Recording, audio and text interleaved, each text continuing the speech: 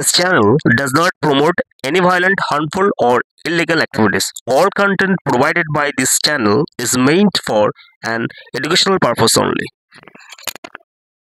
বন্ধুরা, all in one YouTube চ্যানেলে তোমাদের সকলকে স্বাগত। তো বন্ধুরা, পহেলগ্রাহতে অর্থাৎ কাশ্মীরের পহেলগ্রাহতে যে বর্বরোচিত হামলা চালিয়েছিল ওই পাকিস্তান পোষিত আশ্রিত জঙ্গিরা, সেই জঙ্গিদের আমাদের প্রায় জঙ্গিরা 30 জন ভারতীয়কে হত্যা করেছে। তার প্রতিঘাত ভারত নিয়েছে অপারেশন সিন্দুরের মধ্য দিয়ে।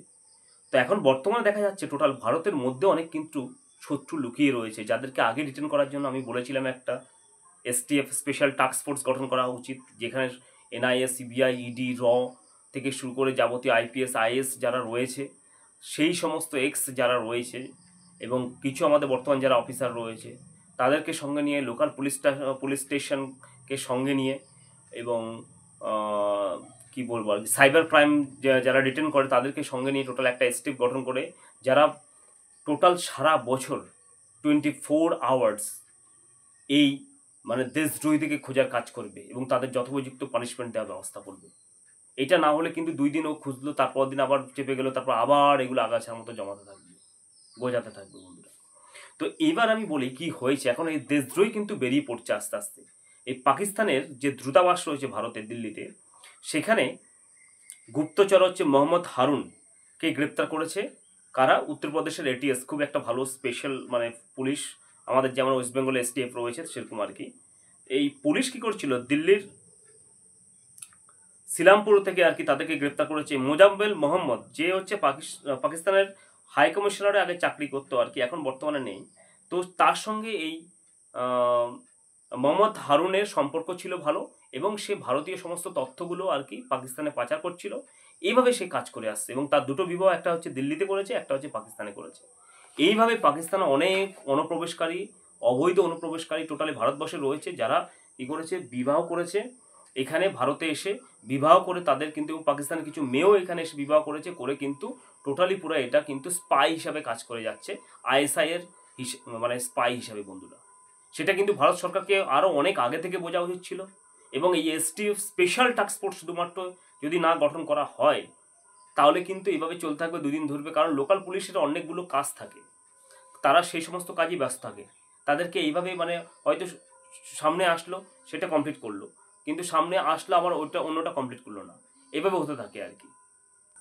তো স্পাই হিসাবে কাজ করে থাকে এবং বিশেষ করে ভারতের যে এমবেসিগুলো রয়েছে পাকিস্তানের, এই পাকিস্তানের এমবেসিগুলোতে বা দূতাবাসগুলো রয়েছে, সেখানে এই ধরনের মানে ওরা ওখানে পাকিস্তানের মানে দূতাবাসগুলোতে, ভারতের যেগুলো অবস্থান করেছে দিল্লিতে রয়েছে বা যে সমস্ত জায়গায়, ওরা এখানে অফিসারগুলোর সঙ্গে লোকাল স্থানীয় আমাদের কিছু লোক তারা যুক্ত হয়ে টোটালি পুরো ভারতের থেকে, যেমন কিছুদিন আগে একটা ইউটিউবারকে দেখলাম, হ্যাঁ, এই সমস্ত জঘন্য নরকের কিট ইউটিউবার যারা রয়েছে, হ্যাঁ, সেই জ্যোতি সম্ভবত নাম, তার ভিডিও আমি করেছি, তোমরা দেখতে পাবা।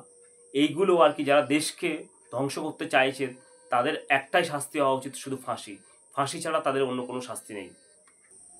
তো এই ভারতের মানে মধ্যে অবস্থিত যে পাকিস্তানের হাই কমিশনারগুলো রয়েছে, সেখানে এইভাবে জঙ্গি মানে এরা স্পাইগিরি করছে। তো আমার মতে এই পাকিস্তানের হাই কমিশনার সমস্ত কিছু উঠিয়ে দেওয়া উচিত এবং ভারতের যে হাই কমিশনারগুলো রয়েছে পাকিস্তান থেকে নিয়ে আসা উচিত।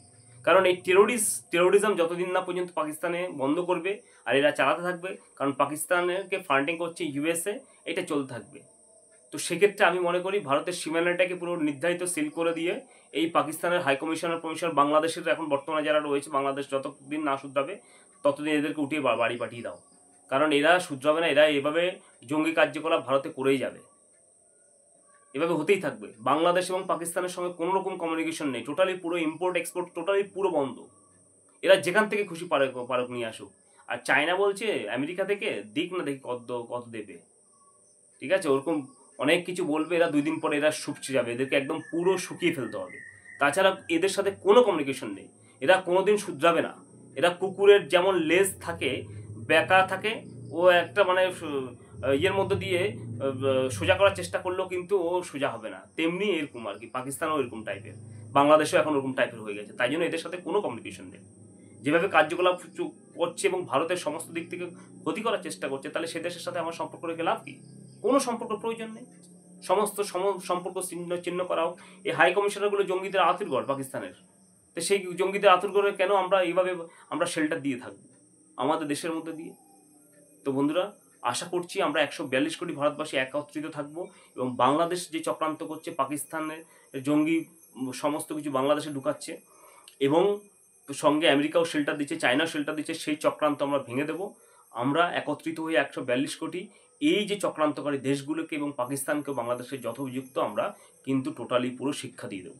তো বন্ধুরা, আজকে ভিডিওটা একটুখানি ভালো লাগলে লাইক শেয়ার এবং সাবস্ক্রাইব করুন। ধন্যবাদ।